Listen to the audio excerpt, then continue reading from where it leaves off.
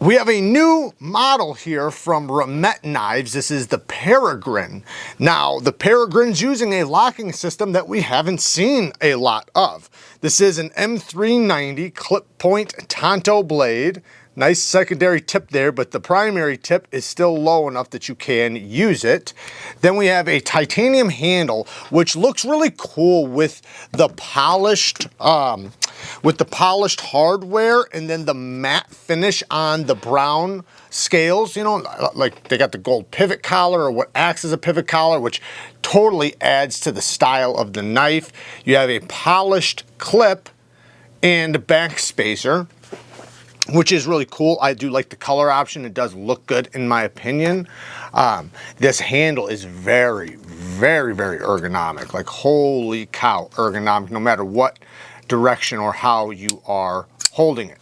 Now, the blade, like I said, M390 steel. It does have decent geometry. It's not super thick, but it's also not super thin. Let's talk about this locking system. Or, let's talk about the action as we get into the locking system. So, you have the whole deployment, and it has this little shelf right there. And that's what I use for the reverse flick, because my finger just lands there perfectly.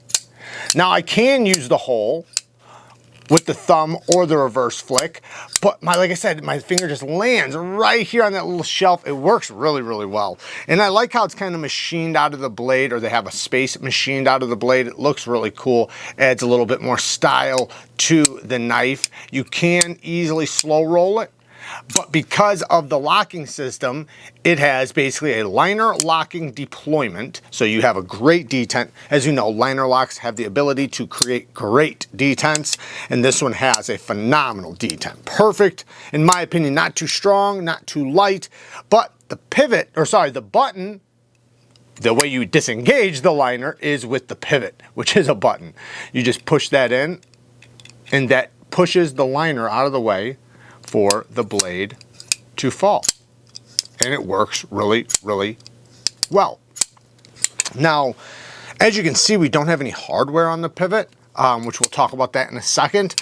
But next we have the front flipper, which it does work. I do have my negatives, but that we'll get into. But yeah, it does work. You can slow roll it as well. And, like I said, man, this thing is super duper ergonomic. I love that I can get up nice and tight to that edge right there. Now, as far as the hardware goes, we do have T6s, which I'm not a big fan of, but we do have spots for tritium, which is always cool, man. I want to get some tritium and put some in some of my knives. If anybody knows where and how to get some, let me know. I want to get some. Anyways. There is a lot of milling on the inside of this guy, so, lots of weight relieving, but it still has a good amount of weight, which I do appreciate. I personally like just a little bit of weight, not super heavy, but, I don't want it to be super lightweight if it's a titanium knife like this, unless if that's its purpose. Anyways, so the clip works super good. Super smooth in and out of the pocket, plenty of space underneath, perfect ramp, like perfect amount of tension. It's literally a perfect milled pocket clip, and it lands in a great spot in the hand. You don't feel it. They got a nice ramp right here, so it doesn't just go across and go down. It ramps down, which feels nice in the hand. This thing does have quite a bit going for it. Now, as far as taking it apart, I have not taken it apart yet, so we might do that really quick. This pivot, I'm guessing this thing just spins, but once I Loctite it, what's gonna happen? Like, am I gonna be able to get it out after that? Okay, so it's got a spring underneath it. We've seen this kind of locking system before. And then that is just, okay. So you see right there, that pushes the leaf spring. Let me see.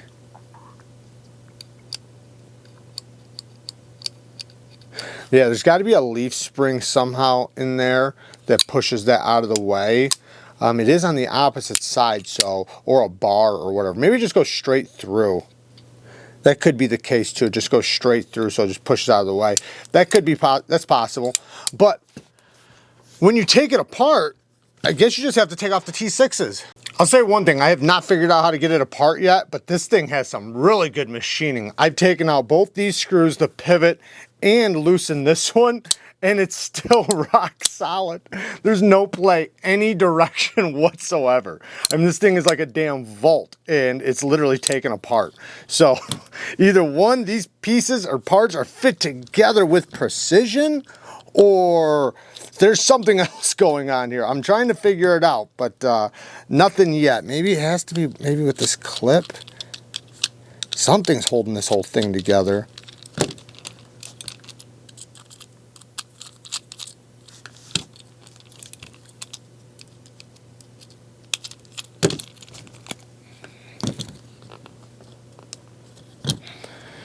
Tell you what, guys, I can't figure it out. I'm gonna leave it alone. I don't want to break anything. I'm gonna wait till I figure it out. Yeah, I mean, it's still solid. I literally have all the hardware. I can't figure it out how to get this thing apart.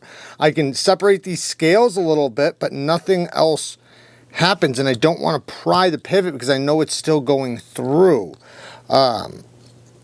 Unless they're single-sided, but it just, you'd think I would get a little bit of flex out of this. I don't get nothing. I've been looking for like a trap door. I tried to use that as like a flathead. That didn't work, and I don't want to strip it, and if it is it, then, you know, I'll go a little bit harder on it, but I'm not going to break this thing in order to get it apart. So I'm just going to put this thing back together. So it's all back together now. Let's talk about my negatives. I'm not going to hold it against it that I couldn't take it apart. I'm sure there's some special trick I just don't know. I will give it credit for being rock solid with everything taken apart. That's surprising. And I mean like completely rock solid. Like you never would have thought I took any screw out. So I don't even understand that, but it's awesome. Now, negatives though. One, this front flipper is horrible. Well, not horrible. It's bad because they didn't do the thing I always say to any company using a front flipper. You have to do two things. You have to do two things. One, you have to have sharp jimping. This is not sharp at all. This is like slippery jimping. This doesn't even work. Why even have this?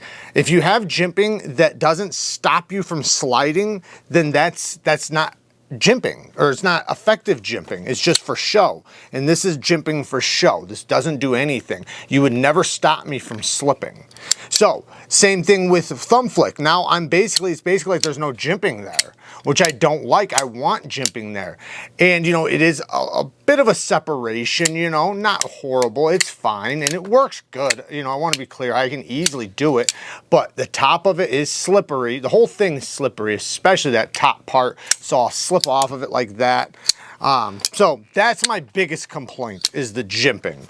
The next thing is really, that's the only real negative. T6 hardware I don't like. The geometry, it's okay. You know, it's not super thick, it's not super thin, it's right there in the middle. I'm not going to say anything bad about that with these ergonomics, because these ergonomics, you could definitely push it through just about anything, even if it was thicker geometry. That's how good the ergonomics are. You know, the button is a little bit confusing to me because there is no hardware. So like if I Loctited this, how would I ever take it apart? You know, that's a negative to me if that's true. Like, unless there's a trick that I don't know about. The next thing is the stop pin is right behind the edge. It's right here. Now, I'm happy that it's in the thick part right here. It's not in the thin part, but right there is where it hits. So that's how much sharpening I get, right? That's not good. Why do you stop me from sharpening my knife in the future to death? I want to be able to sharpen my knife, you know, is like a lot. So if I can only remove a 1/4 inch of steel from this, granted, that's a long life. That's a lot of steel. I want to be clear. That's like probably years and years of steel.